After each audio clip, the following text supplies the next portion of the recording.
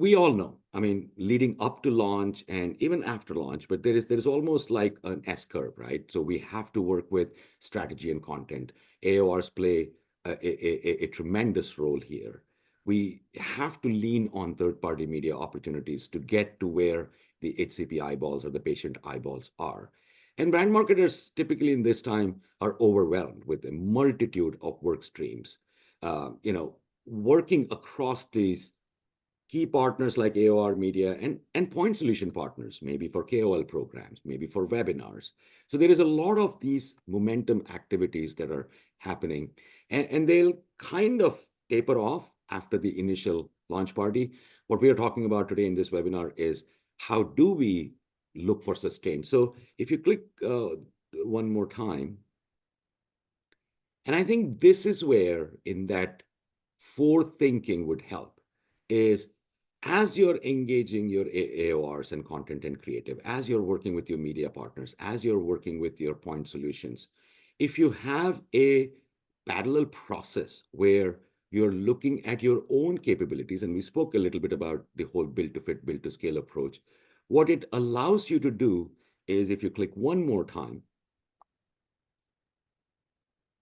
create a omnichannel orchestration, which will now be picking up the load, and it seamlessly transitions from higher dependency only on high cost spends on third parties, but have your own capabilities mature up.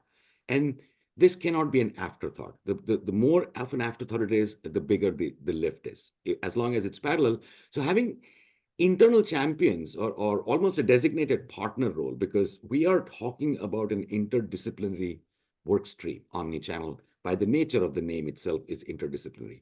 And more than often, we have seen that marketing departments are the internal champions, but they need a lot of early socialization.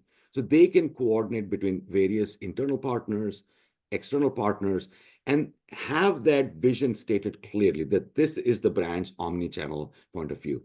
The function would then ensure that the technology being implemented, the own capabilities being activated, the data being collected from both the own channels and the external partners, it's done in alignment for that optimized and sustained omnichannel orchestration.